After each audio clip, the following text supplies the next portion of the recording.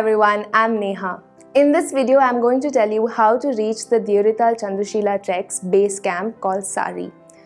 Now, your journey to Sari can either start from Dehradun or from Rishikesh, and in this video, I'll talk about both. Along with this, I'll include a couple of pro tips that I've picked up during my experience when traveling to Sari. This way, you can use these tips when you're making your travel plans to Sari, so you'll know exactly what to do and also what not to do.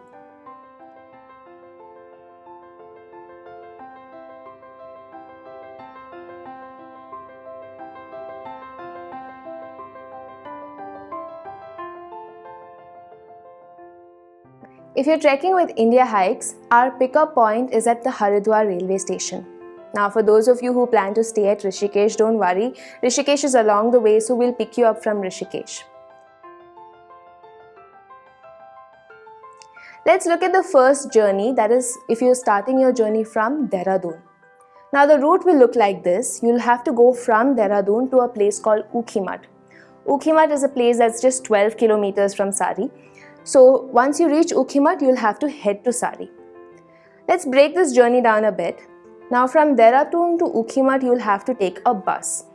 You have two options here. From the Dehradun bus stand, there is a bus going at 6 am called the Himgiri Express, and there's another bus at 7 am called Uttarakhand Parivahan.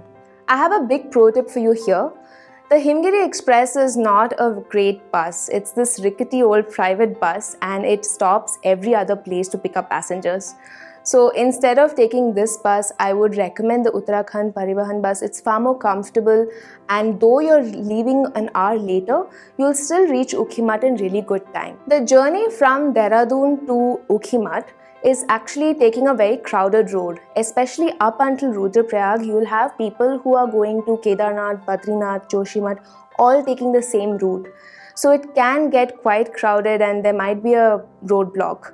So keep in mind that you might reach a little late. Usually the buses reach between 4:30. Latest in my experience, by 5 pm you'll definitely reach Ukhimat. Once you reach Ukhimat, you have two options to head to Sari. There is a 5:30 bus that leaves on the dot from Ukhimat to Sari. You'll reach in about an hour's time.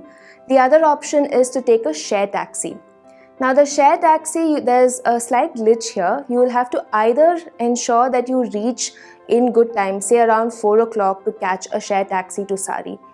This is because the share taxis are basically local village vehicles and they run based on the number of people who want to head to Sari. The second thing is they don't run after 5, latest 5:30 if you're lucky. So you need to time your journey in a way where you're able to catch this share taxi. Now, one thing I'd recommend here is that if you're going in a group, say 5 to 6 people, and you happen to reach Ukhimat, say by 4 o'clock, then don't bother waiting for the 5:30 bus. Just take a share taxi. It might be slightly expensive, around 700 to 800, but you can share it between yourselves and you'll be able to reach Sari directly. Otherwise, stick to the 5:30 bus from Ukhimat to Sari. Next, let's look at your journey to Sari if you're starting from Rishikesh. You have two options. The first option is pretty straightforward. You'll go from Rishikesh directly to Ukhimat. There's a 5 am bus that leaves the Rishikesh bus stand and you'll reach Ukhimat by around 2 o'clock. The second option, where your journey from Rishikesh to Ukhimat will be broken down a little bit. The journey will basically look like this. From Rishikesh, you'll have to head first to Rudraprayag. From there, you can catch a bus to Ukhimat and then the final Ukhimat to Sari, where you can either take the bus or the share taxi. So, Rishikesh to Rudraprayag is quite easy. You'll have umpty number of buses leaving the Rishikesh bus stand. In fact, the earliest bus leaves at 4 am. I would ask you to time your journey from Rishikesh to Rudraprayag in a way that you reach Rudraprayag by around 9:30. The reason I say this is because from Rudraprayag to Ukhimat, the buses start at 10 am. You have one at 10, then at 11, then at 12, and then finally at 1:30 and the last bus at 2:30. Now, once you reach Ukhimat, which will take you about 2 hours, you can again either take that 5:30 bus or the share cab. Let me leave you with the highlights of this beautiful journey that you'll be taking to Sari. Once you reach Rudraprayag, you'll be leaving the Alaknanda river right after that and you'll be following the course of the Mandakini river. This river is extremely beautiful.